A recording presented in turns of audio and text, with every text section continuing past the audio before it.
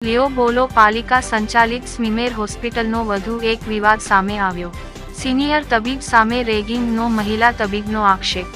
મામલો પહોંચ્યો પોલીસ મથકમાં। પાલિકા સંચાલિત સ્મીમેર મેડિકલ કોલેજ વિવાદોની પર્યાય બની।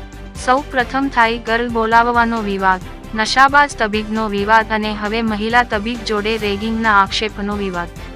ત્રીજા વર્ષમાં અભ્યાસ કરતી જુનિયર યુવતી વરાછા પોલીસ મથકે પહોંચતા વિવાદ આવ્યો સામે। વોટ્સએપ ગ્રુપમાં તેની વિશે ટિપ્પણી કરતો હોવાનો આરોપ। ડીનને ફરિયાદ કરવા છતાં કોઈ પગલાં નહીં ભરાતા પોતે ડિપ્રેશનનો શિકાર બન્યાનો આક્ષેપ પ્રત્યાક્ષેપ વચ્ચે હોસ્પિટલના સુપ્રિન્ટેન્ડન્ટ સહિતનો કાફલો પોલીસ મથકે પહોંચ્યો હતો। યુવતી પરિવાર સાથે વરાછા પોલીસ મથકે પહોંચી હતી। તબીબ ચિક્કાર પટેલ સામે અપશબ્દો બોલી અપમાનિત કરવામાં આવતી હોવાનો પણ આરોપ। ડીનને 20 દિવસ અગાઉ કરેલી ફરિયાદ છતાં કોઈ નિકાલ નહીં આવતા મામલો પોલીસ મથકે પહોંચ્યો।